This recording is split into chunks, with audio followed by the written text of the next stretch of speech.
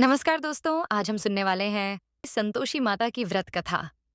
संतोषी माता की कथा सुनने से आपके सारे दुख दर्द दूर हो जाते हैं और संतोषी माता का आशीर्वाद सदैव आप पर बना रहता है। तो चलिए कथा शुरू करते हैं। यदि दोस्तों आपने अभी तक हमारे यूट्यूब चैनल को सब्सक्राइब नहीं किया है तो सब्सक्राइब करें और बेल आइकन को जरूर दबाएं, क्योंकि इससे हमारी आने वाली सभी वीडियो का नोटिफिकेशन आप तक पहुंच जाएगा। और इस चैनल पर आपको व्रत कथाएं सुनने को मिलेगी, जो आप किसी भी व्रत में सुन सकते हैं और अपने व्रत को साकार बना सकते हैं। तो चलिए कथा शुरू करते हैं। एक बुढ़िया थी और उसके 7 बेटे थे। उनमें से 6 कमाते थे और एक निकम्मा था। बुढ़िया माँ अपने पहले 6 बेटों को बहुत प्यार करती थी। उनको रसोई में तरह तरह के पकवान बनाकर मनुहार करके भोजन कराती, परंतु सबसे छोटे 7वें बेटे को बचा खुचा खाना देती थी। लेकिन वह बहुत भोला भाला और सीधा सरल हृदय का था, कुछ भी मन में विचार नहीं करता था। एक दिन वह अपनी पत्नी से बोला, देखो, मेरी माँ का मुझ पर कितना प्रेम है, कितने प्रकार के पकवान बनाकर मुझे पेट भर खिलाती है। पत्नी बोली, क्यों नहीं, सबका झूठा बचा हुआ तो तुमको खिलाती है। वह बोला, भला ऐसा कैसे हो सकता है? मैं जब तक अपनी आंखों से ना देख लूं तब तक नहीं मान सकता। पत्नी ने हंसकर कहा, देख लोगे तब तो मानोगे। कुछ दिन बाद घर में एक बड़ा त्योहार आया। घर में 7 प्रकार के भोजन और चूरमे के लड्डू बने। इस बात को जांचने के लिए वह पतला वस्त्र सर पर ओढ़े रसोई घर में सोया रहा। उसने देखा कि उसके 6 भाइयों को माँ ने बुलाया और उन्हें सुंदर आसन पर बिठाकर नाना प्रकार की रसोई परोसी और आग्रह कर करके उन्हें जिमाया।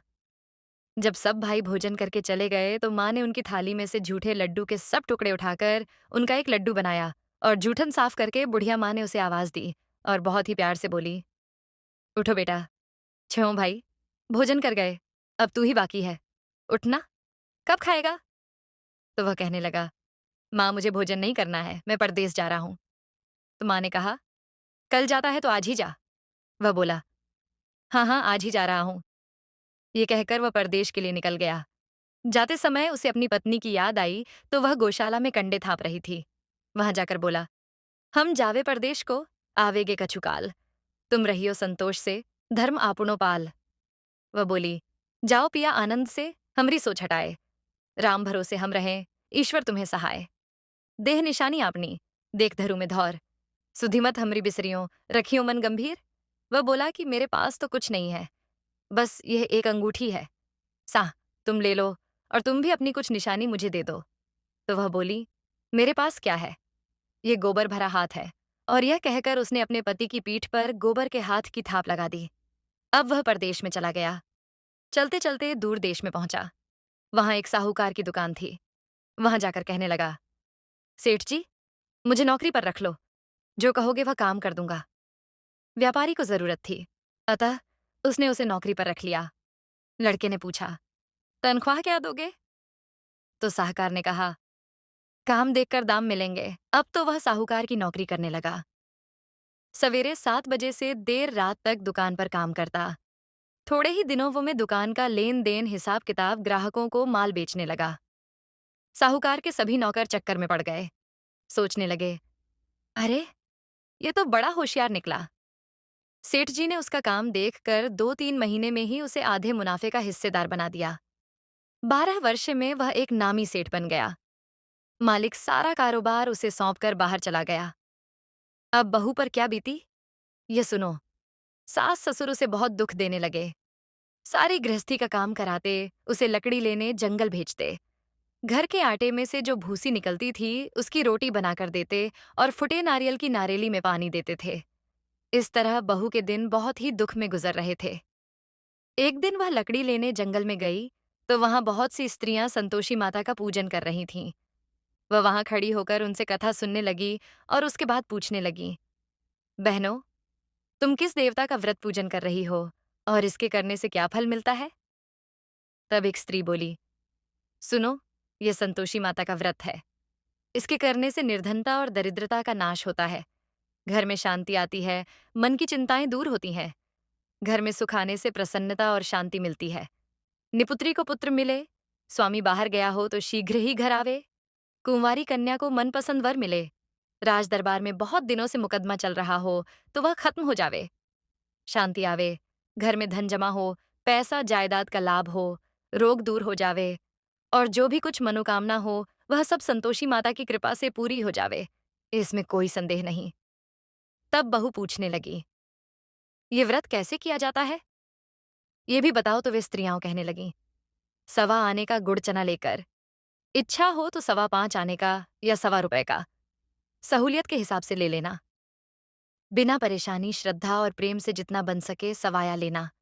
हर शुक्रवार को निराहार रहकर पूजन करके कथा सुन, बीच में नियम न टूटे। कथा सुनने वाला कोई न मिले तो स्वयं घी का दीपक जला, उसके आगे या जल के कलश को भरकर उसके आगे कथा पढ़ना। जब कार्य सिद्ध हो जावे तब व्रत का उद्यापन करना। 3 माह में माता इच्छा पूरी कर देती है। उद्यापन में मैदे के खाजे, खीर, पूरी, चने का साग बनाकर 8 लड़कों को भोजन कराना। जहां तक हो सके देवर, जेठ, भाई, बंधु, कुटुंब के लड़के लेना। कुटुंब के ना मिले तो रिश्तेदार और पड़ोसियों के लड़कों को बुलाना। उन्हें भोजन कराकर दक्षिणा देना, किंतु नगद न देकर अन्य कोई या फल देना। ध्यान रहे कि इस दिन घर में कोई खटाई न खा पावे। यह सुन बहू चल दी। रास्ते में लकड़ी के बांज को बेच दिया और उन पैसों से गुड़ चना ले माता के व्रत की तैयारी कर आगे चली तो सामने मंदिर देख पूछने लगी, ये मंदिर किसका है? लोगों ने बताया, संतोषी माता का मंदिर है। ये सुन उस मंदिर में जाकर माता के चरणों में जा गिरी और दीन होकर विनती करने लगी, हे माँ, मैं निपट अज्ञानी हूँ, व्रत के नियम को जानती नहीं। मैं बहुत दुखी हूँ, हे माता, हे जगजननी, मेरे दुख दूर केर, मैं तेरी शरण में हूँ। ये सुनकर माता को दया आ गई और एक शुक्रवार बीता ही था कि दूसरे शुक्रवार को उसके पति का पत्र आया और तीसरे को उसका भेजा हुआ पैसा आ पहुंचा। ये देख जेठ जेठानी मुंह सिकोड़ने लगे और कहने लगे, इतने दिनों में इतना सा पैसा आया। उनके बच्चे ताने देने लगे, अब तो काकी बुलाने से भी नहीं बोलेगी। बेचारी सरलता से कहती कि भैया पत्र आवे, रुपया आवे तो हम सबके लिए अच्छा है। ऐसा कहकर आंखों में आंसू भरकर माता के मंदिर में जा मातेश्वरी के चरणों में गिरकर रोने लगी। हे माँ, मैंने तुमसे पैसा कब मांगा था? मुझे पैसे से नहीं अपने सुहाग से काम है। मैं तो अपने स्वामी के दर्शन और सेवा मांगती हूँ। तब माता ने प्रसन्न होकर कहा, जा बेटी, तेरा स्वामी आवेगा।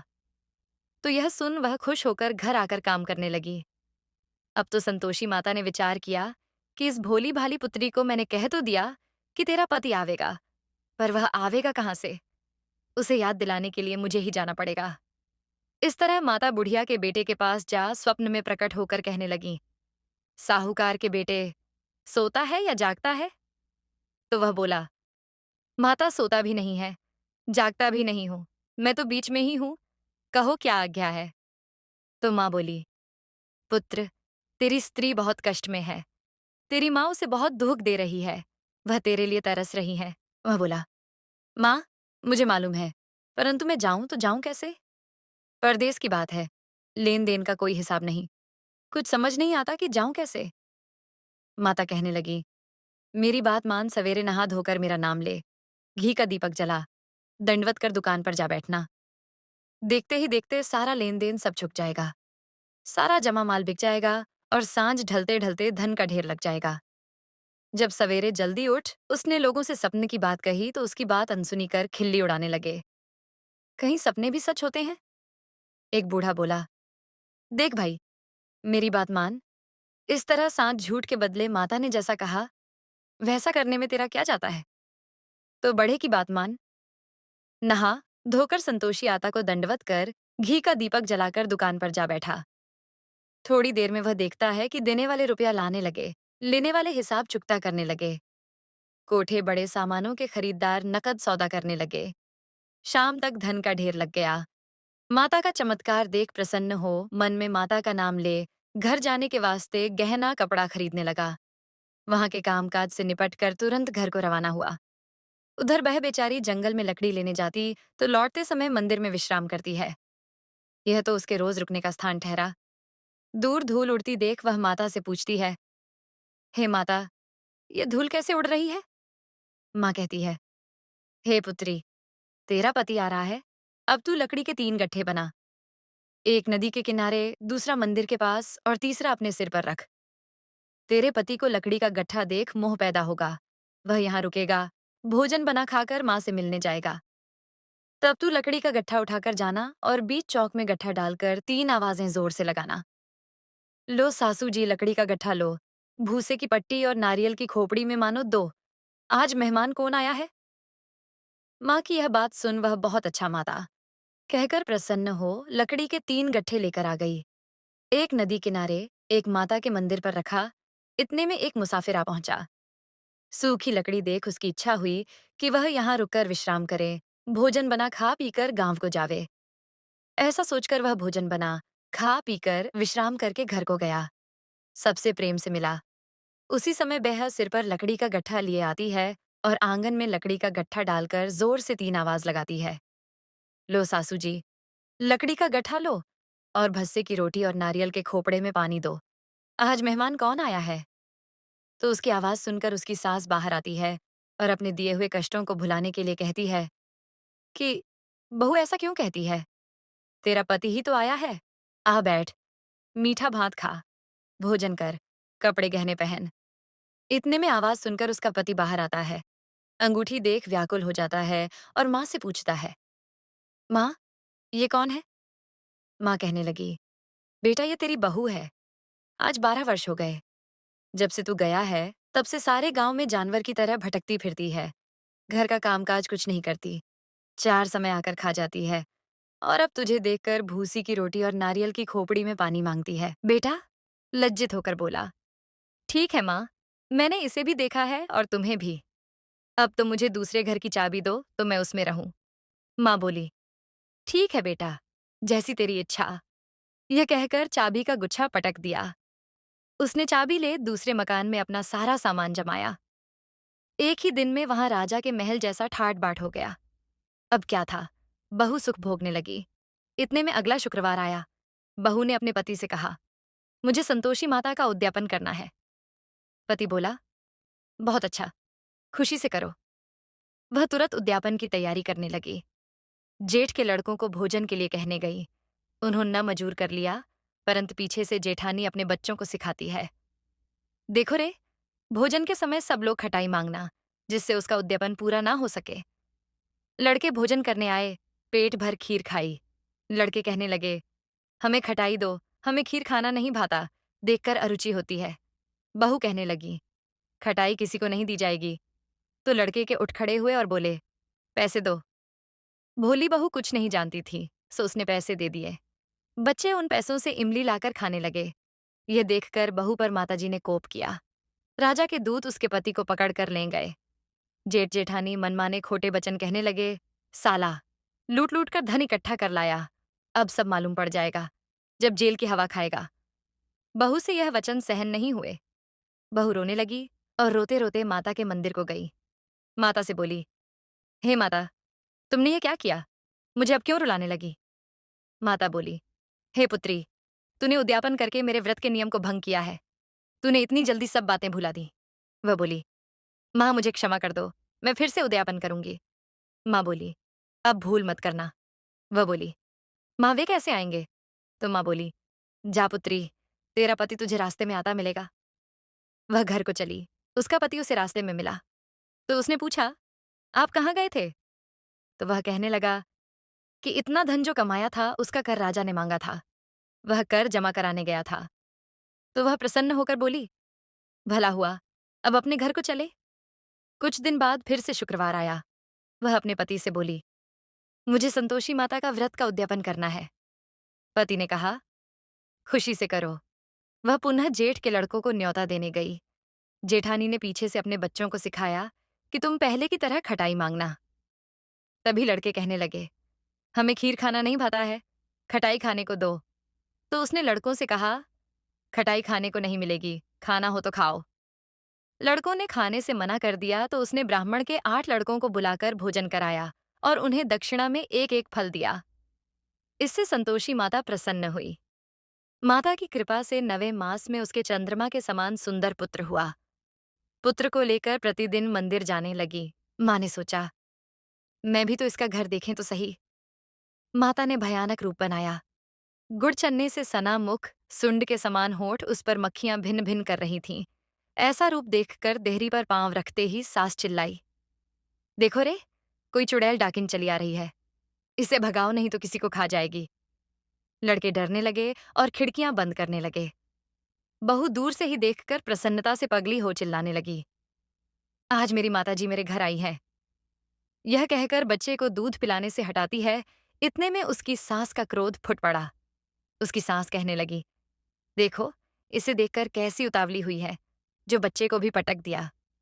बह बोली, माँ मैं जिनका व्रत करती हूँ, ये वही संतोषी माता है। इतना कहकर बहू ने सभी दरवाजे खिड़की खोल दिए।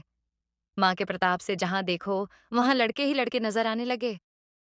सबने माता के चरण पकड़ लिए और विनती कर कहने लगे, हे माता, हम मूर्ख हैं, अज्ञानी हैं, पापी हैं। आपके व्रत को भंग कर हमने बड़ा अपराध किया है। हे माता, आप हमारा अपराध क्षमा करें। इस प्रकार सबने माता से माफी मांगी तो माता प्रसन्न हुई। माता ने बहू को जैसा फल दिया वैसा ही फल सबको देना। जो कथा पढ़े, सुने, सुनावे, उसके भी मनोरथ पूर्ण करना। तो इसी प्रकार संतोषी माता की कथा संपूर्ण हुई। यदि कथा अच्छी लगी हो तो वीडियो को लाइक करो।